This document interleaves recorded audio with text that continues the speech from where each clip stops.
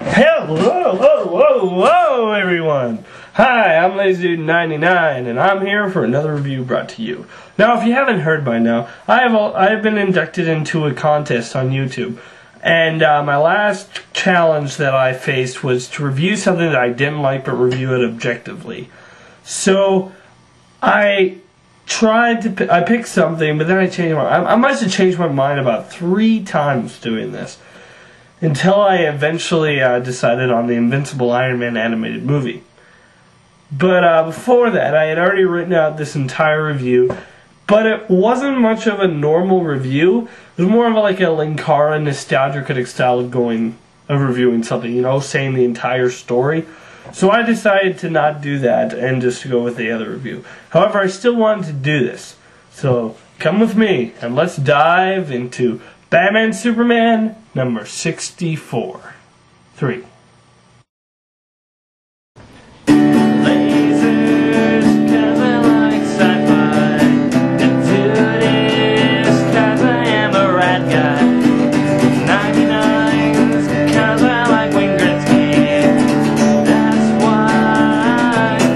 LazyDude99.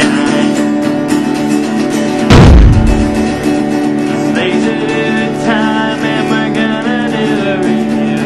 Yes, we're gonna review. Talk about movies and comics too.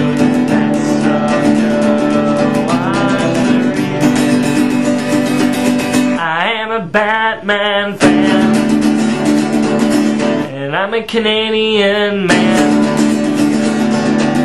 I do top 10 lists,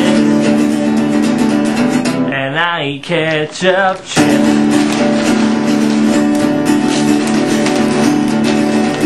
It's LazyDude time and we're gonna do a review. Yes, we're gonna review. Talk about movies and comics too.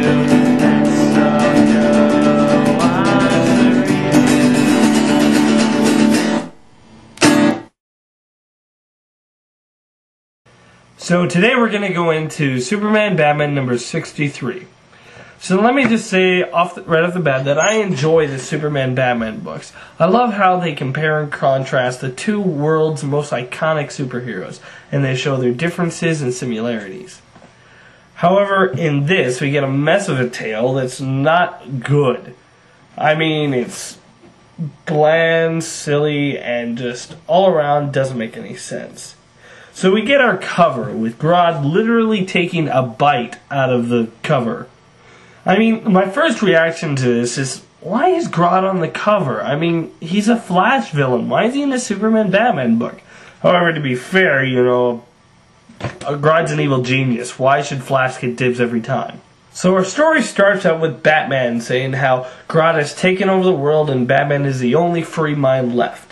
We see him taking down a whole bunch of guards who are trying to kill a kid for having one free thought of life without Grodd.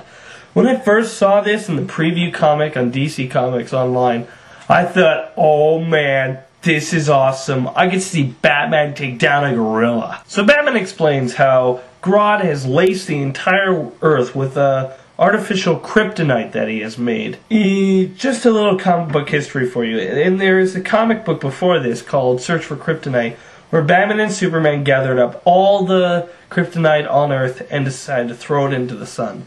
But before doing this, they come across Lana Lang, who is head of LexCorp at the time, and she sets off a bunch of detonations which has kryptonite laced throughout the entire atmosphere. Superman is in, you know, has to flee to the Watchtower, and you think for a bit that he can't even live on Earth anymore. But fortunately, Toyman, who was a good guy in this, at this time, you know, a good Toyman, he's just a kid, but he makes these micro-sized spider robots that go and clean up all the stuff. It was a nice issue, and it ended with someone saying to Lana, "You did a good job." So this explains that, right? That this artificial kryptonite was Grodd, and he was controlling Lana's mind, so that explains it. So by making this artificial kryptonite and forcing Superman to leave the world, Grodd had apparently killed every other superhero on Earth because for some reason, nobody knows why, but it just says in the book that he was evolving. So Grodd kills all the other superheroes on Earth, and Batman is the only one left. So Batman goes back to the Batcave, and Alfred is there. Okay. Hi, Alfred. So Batman says that he asked Alfred why he wasn't controlled by Grodd, and Alfred just tells him, a good butler knows how to keep his secrets. Well, thanks, Alfred. You know how to save all of mankind, but you won't tell us because it's against the butler's code. But just then, Alfred has a heart attack and then dies, and this causes an emotional response in Batman, and for some reason, I guess, Grodd is able to detect him. So, Batman then gets into what I gotta admit is a really cool looking car. I mean, it looks like a cross between a motorcycle and a car.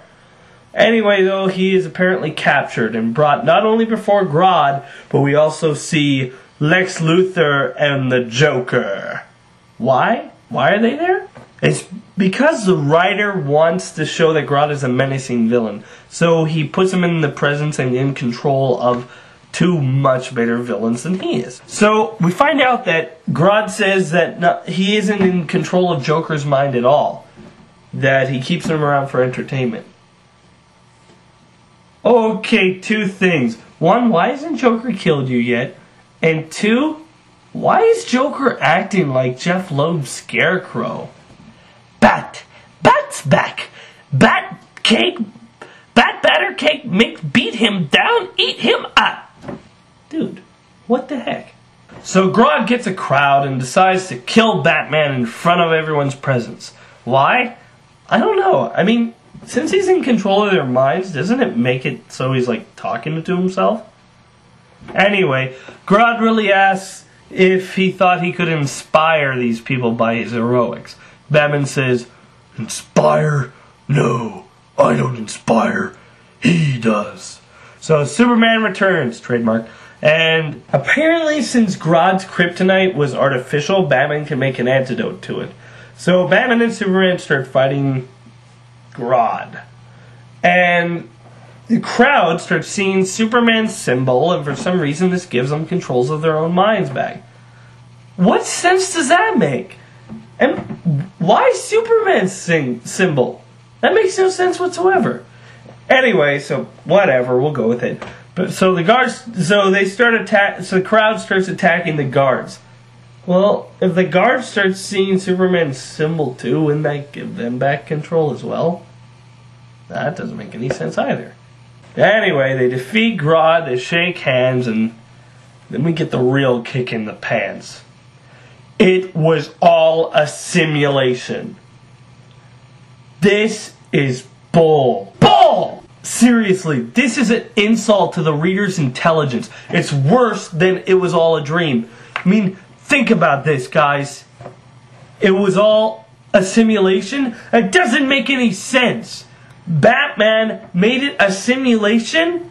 First of all, Batman didn't even do anything. Well, sure, he made the antidote, but why did he make a simulation about that? That makes no sense, because he would have designed the artificial kryptonite itself.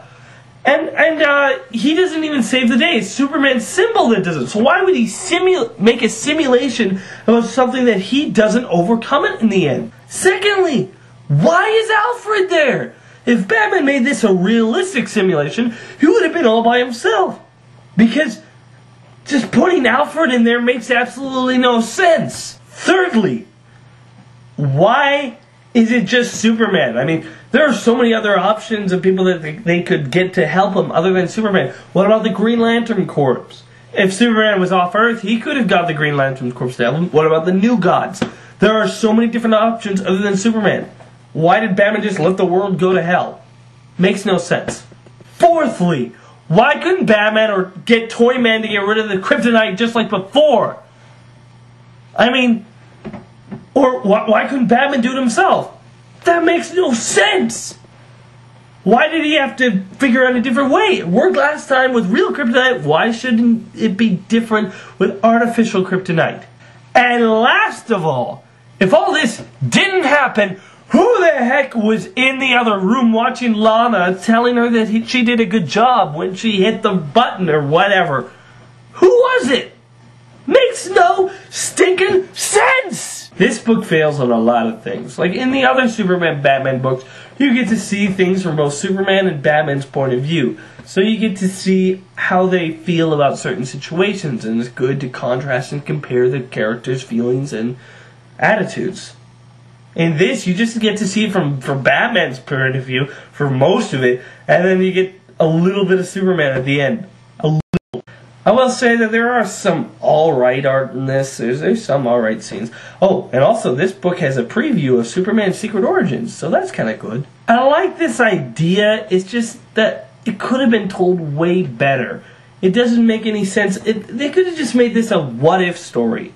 They didn't need to make it a simulation.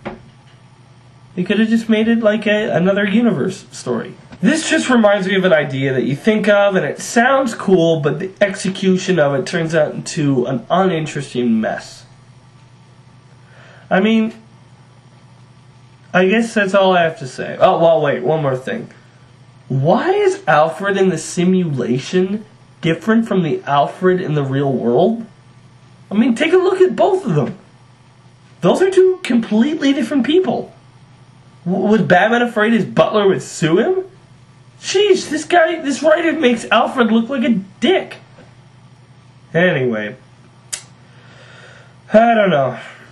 Just remember, shoot, well, son of a gun.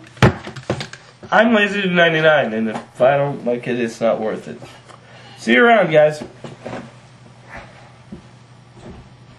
Be sure to check out more of my other videos on my channel, and wait for more coming soon.